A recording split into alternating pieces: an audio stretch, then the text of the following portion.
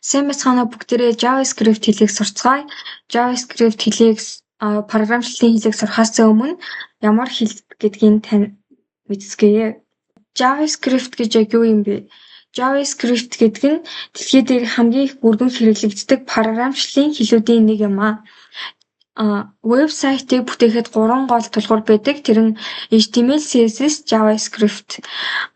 HTML гэдэг нь хүнээр зөвлөлийг хүний арга ясан гэсэн үг. Энэ вебсайтын маань яг гол бүтцүүдэн гэсэн үг.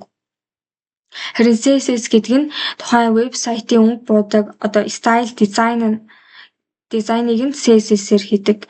JavaScript гэдэг нь тухайн вебсайтын яг гол тархин буюу жишээлбэл би нэг вебсайтад бүртгүүлээ гэж бодоход тухайн яг бүртгүүлэх гэсэн бичиг дарахад яг ард нь яг ямар үйлдвэж явагдах вэ гэдгийг JavaScript-ээр бичиж өгдөг гэсэн үг. Жишээлбэл тухайн хэрэглэгчийг аль хэдийн бүтгэлтэй байна уу эсхийн шалгаад хэрэг бүтгэлтэй байвал тайль хэдийн бүтгэлтэй байна нэвтэрнэ үү гэдэг мэдээллийг илгээн гэдэг ч юм уу. Энэ бүх лог зүйлсийг нь JavaScript хариуцж хийдэг. Энэ бүргэрийг харуул бас илүү ойлгомжтой болох. Static web гэдэг нь болохоор жишээлбэл ихэвчлэн ер нь ямар нэгэн албан байгууллагын компани танилцуулга, эсвэл эмнэлгийн танилцуулга, хувь хүний портфолио гэдэг ч юм уу зүйлс нь static website дээр хийгдсэн байдаг.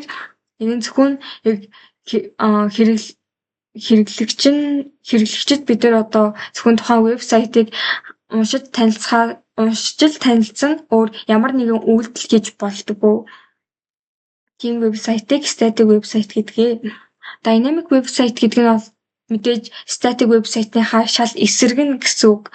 Жишээлбэл dynamic website нь бидний өдөр тутамдаа ашигладаг YouTube, Instagram, Facebook гэдэг ч юм уу тиймэрхүү вебсайтууд байдаг. Жишээлбэл бид нар YouTube руу ороод үзмээр байгаа видеогоо хайгаа search хийхэд яг тэр search-ийн цаана нь яг JavaScript явж байгаа гэсэн үг. Ажиллаж байдаг. HTML, CSS, JavaScript энэ гуруулаа нийлээд яг dynamic website-ыг хийдэг. Харин зөвхөн HTML, CSS хоёр нийлээд зөвхөн яг static website-ыг болдог. Яагаад JavaScript хэлийг бид нэр яг сурах хэрэгтэй вэ?